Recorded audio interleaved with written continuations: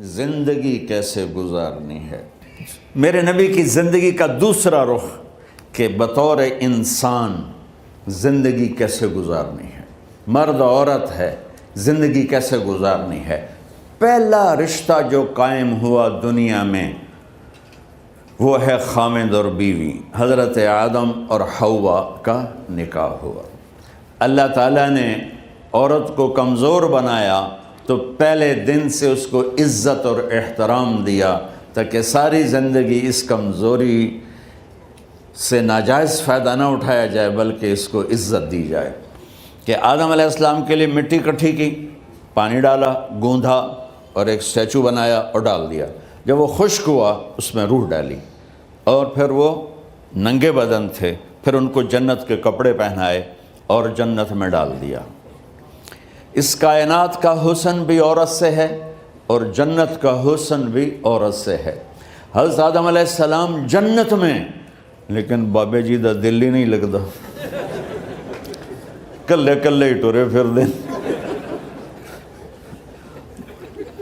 اب اللہ نے عورت کو بنانے کا ارادہ کیا تو اللہ ایک ڈھیر مٹی کا اکٹھا کر کے عورت کے لیے بھی بنا دیتا اور اس کا اسٹیچو بنا دیتا اور اس کو خشک ہونے دیتا، پھر اس میں روح ڈالتا، پھر اس کو کپڑے پہناتا۔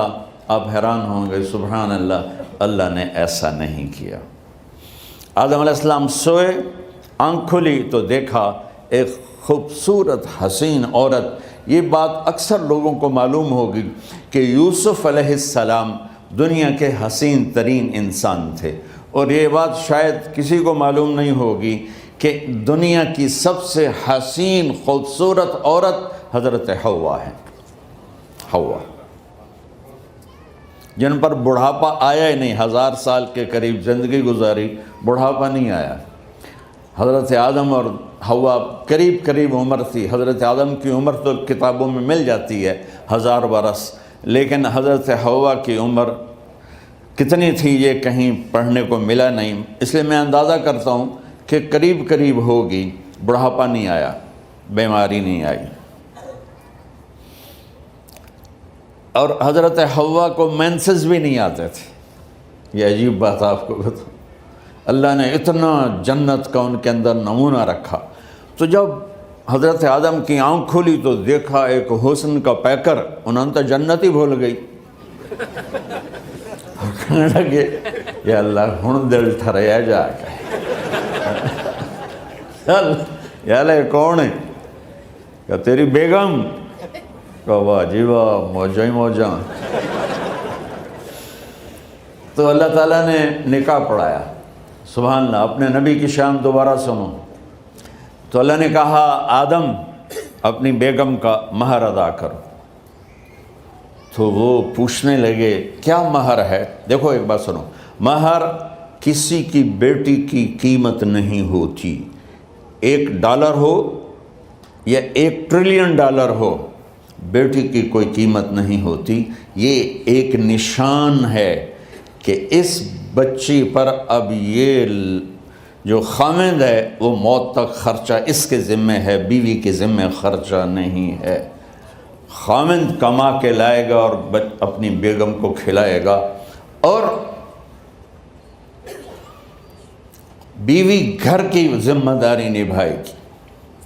تو خیر وہ الگ بات چلی جائے گی۔ اللہ تعالیٰ نے کہا کہ مہر ادا کرو۔ کہا جی کیا مہر ہے؟ تو میرے اللہ نے کہا تیری نسل میں میرا آخری نبی آئے گا، اس پہ ایک دفعہ درود پڑھ دے، یہ مہر ہے۔ اچھا، شروع دن سے ہے کہ میں نے قبول کیا۔ قبول کیا کا مطلب ہے کہ میں اس لڑکی کو قبول کر رہا ہوں، اس کی کمیوں کے ساتھ بھی خوبیوں کے ساتھ بھی۔ اور جب لڑکی کہتی ہے سائن کرنا قبول کیا ہے، یا زبان سے کہے قبول کیا ہے، تو یہ اس بات کی گارنٹی ہے کہ میں نے اپنے اس لڑکے کو خامد ہونے کے طور پہ قبول کیا، اس کی کمیوں کے ساتھ بھی، اس کی خوبیوں کے ساتھ بھی۔ اور جو ہی شادی ہو کر ڈولی سسرال کے گھر جاتی ہے تو ٹیسٹ شروع ہو جاتا ہے، کی کر دیے، باندھی کے میں، اٹھیندی کے میں، بول دی کے میں۔ اور اس میں بہت زیادہ نیگیٹو کردار ہے سسرال کا، کئی لڑکیوں کا، کیونکہ ہم نے اپنے نبی کی زندگی نہیں قبول کیا۔ یہ واجب ہے کہنا قبول کیا، کہ جس میں پیغام ہے کہ اب میں اس کی میں کوئی کمی ہے وہ بھی قبول کروں گی، کوئی خوبی ہے تو سر ماتھے پر، اور لڑکا کہتا ہے کہ میں اسے قبول کرتا ہوں، اس کی خوبیوں کے ساتھ بھی کمیوں کے ساتھ بھی۔ یہ بات یاد رکھنا، پرفیکشن کبھی تلاش نہ کرنا، پرفیکشن کبھی تلاش نہ کرنا۔ اللہ نے 100 نمبر نہیں مانگے، 51، ایک نمبر اوپر ہو گیا۔ گناہ تمہارے 50 ہیں اور نیکی تمہاری 51 ہے، تو اس ایک پر ہم تمہیں جنت میں ڈال دیں۔ اب کوئی خامند اپنی بیوی میں پرفیکشن دیکھنا چاہے، بیوی اپنے خامند میں پرفیکشن دیکھنا چاہے، ساس سسر اپنی بہو میں، ساس سسر اپنے داماد میں، بھائی اپنے بھائی میں، ماں باپ اپنی اولاد میں، اولاد اپنے ماں باپ میں، جہاں یہ نظر ہوگی تو وہاں لڑائی ہوگی۔ کمیوں کے ساتھ قبول کرو۔ قبول کا لفظ اتنا واجب ہے، تو ڈر تو پھر بہ گئی تھی نا۔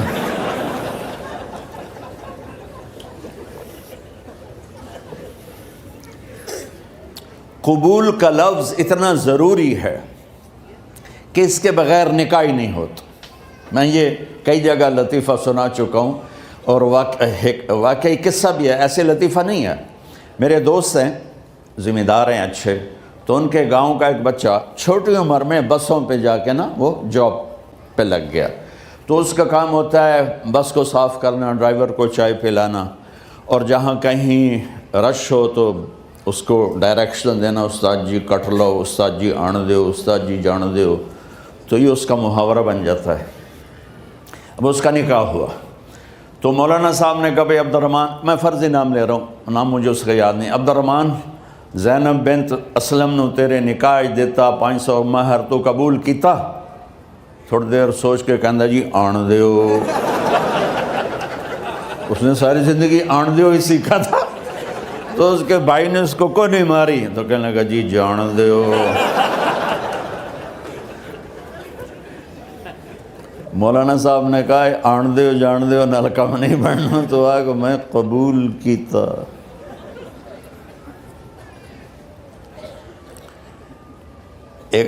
یہ بھی صحیح واقعہ سنا رہا ہوں۔ ایک نوجوان نے بیوی کو 3 طلاق دے دی کٹھی، اب ہو گیا پریشان، مولانا صاحب کے پاس گیا، کوئی میرے جیسا ہوگا، مولانا صاحب 3 طلاق دے بیٹھا، کوئی مسئلہ کا حرام؟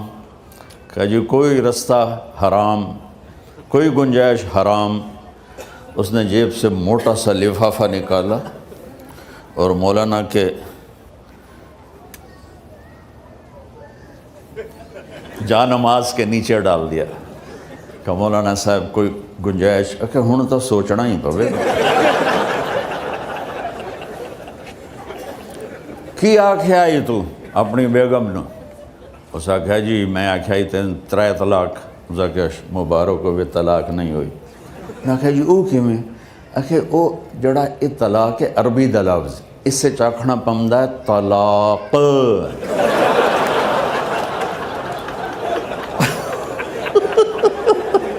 یہ آپ کو صحیح واقعہ سنا رہا ہوں۔ تو تم نے تو چھوٹے کاف کے ساتھ کہا ہے طلاق، او کاف تا کتے آلا ہے، موجاں کر، ایک لفافہ ہو راوے تو چاہے ساری زندگی دا حلال کر دے۔ لفظ قبول اتنا ضروری ہے۔ تو میرے نبی نے 11 شادیاں کی، اللہ کی قسم شوق کی نہیں تھی۔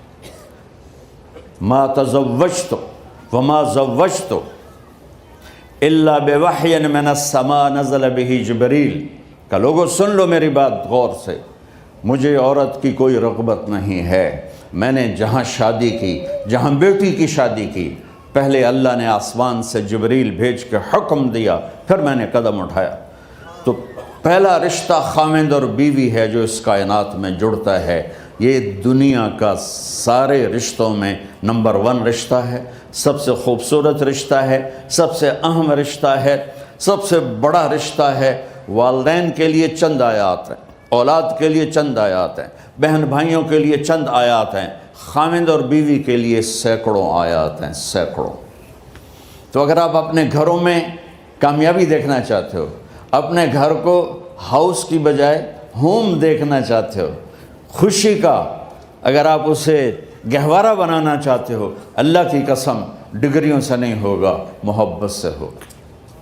میرے نبی سے پوچھا گیا یا رسول اللہ اسلام کا سب سے مضبوط عمل، نہیں، میرے نبی نے سوال کیا، بولو بھائی اسلام کا سب سے مضبوط عمل کیا ہے؟ صحابہ نے کہا نماز۔ نہیں، سبحان اللہ، ابھی میں نماز کی کتنی اہمیت بتا چکا ہوں۔ انہوں نے عرض کیا جہاد، آپ نے فرمایا نہیں۔ تو صحابہ نے عرض کیا روزہ، آپ نے فرمایا نہیں۔ اللہ اکبر۔ کہ یا رسول اللہ حج، آپ نے فرمایا نہیں۔ تو سارے صحابہ حیران ہو گئے، یا رسول اللہ نماز، جہاد، روزہ، حج، تو پھر کیا ہے؟ اب سننا سارے بہن بھائی، مستورات، بچے بچیاں، آپ نے فرمایا اسلام کا سب سے مضبوط اور بڑا عمل ہے آپس میں اللہ کے لیے محبت کرنا۔ اگر آپ اپنے گھروں میں حسن دیکھنا چاہتے ہو تو ایک دوسرے سے محبت کرو، اظہار محبت کرو، اور محبت کے پیدا ہونے کے لیے بہت ساری چیزیں ہیں، لپیٹ کے 2 میں کر لیتا ہوں، 2 میں۔ بیوی کی خوبی دیکھو، کمی نہ دیکھو، خاوند کی خوبی دیکھو، کمی نہ دیکھو، پہلی بات۔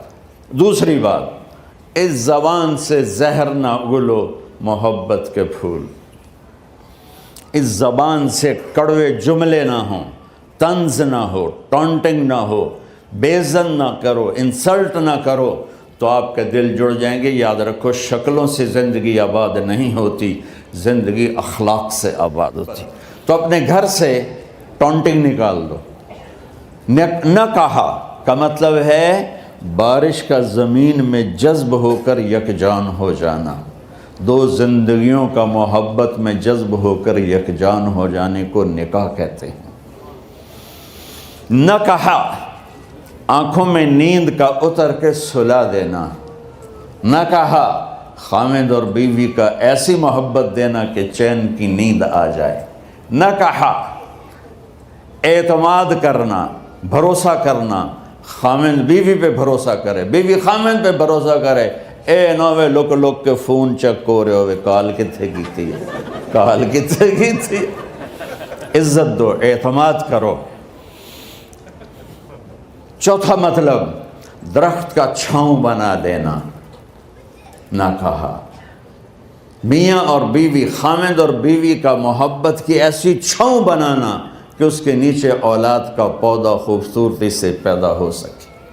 نہ کہا، صرف لفظ نکاح کے مطلب بتا رہا ہوں، نہ کہا مریض کو، کدھر ڈاکٹر بیٹھے ہیں، میرے سامنے بیٹھے ہیں، مریض کو دوا ایسی دینا کہ وہ شفا یاب ہو جائے، آپس کے ایسے تعلق بنانا کہ زندگی کو شفا مل جائے۔ میرے بھائی بہنوں، میں آپ کو اپنے نبی کی زندگی بتا رہا ہوں۔ میرے نبی نے 11 شادیاں کی، اللہ ذوالجلال کی قسم، صرف ہمیں زندگی سکھانے کے لیے کہ گھر کی زندگی کیسے ہوتی ہے اور اولاد کو کیسے پالا جاتا ہے۔ اب لوگ کیا مجبوریاں ہیں کہ عورت بھی جاب کرتی ہے، مرد بھی جاب کرتا ہے۔ عورت کی سب سے بڑی جاب اپنی نسل کو پالنا ہوتا ہے۔ جب یہاں ٹائم نہیں ملتا بچے کو، نہ ماں سے ملتا ہے نہ باپ سے ملتا ہے، تو پھر وہ جنگل کا پودا بن جاتا ہے۔ یہ تو وینکوور ہے، فیصل آباد کی بات سناتا ہوں۔ میرے بچے جس اسکول میں پڑھتے تھے ان کے پرنسپل سے میری دوستی تھی، میں ملنے گیا ایک دن، تو کہنے لگے جی عجب واقعہ ہوا ہے کہ یہاں 2 بچے پڑھتے ہیں، ان کی ماں بھی ڈاکٹر ہے اور باپ بھی ڈاکٹر ہے، تو وہ دونوں آئے ہیں میرے پاس کہ ہمارے بچوں نے 3 دن ہو گئے ہیں گھر میں کھانا نہیں کھایا، تو ہم پریشان ہیں، ہمیں بتاتے نہیں، کائنڈلی آپ پوچھ کے بتائیں کہ وہ کھانا کیوں نہیں کھا رہے۔ ایک باری کر کے بھی دکھا دو.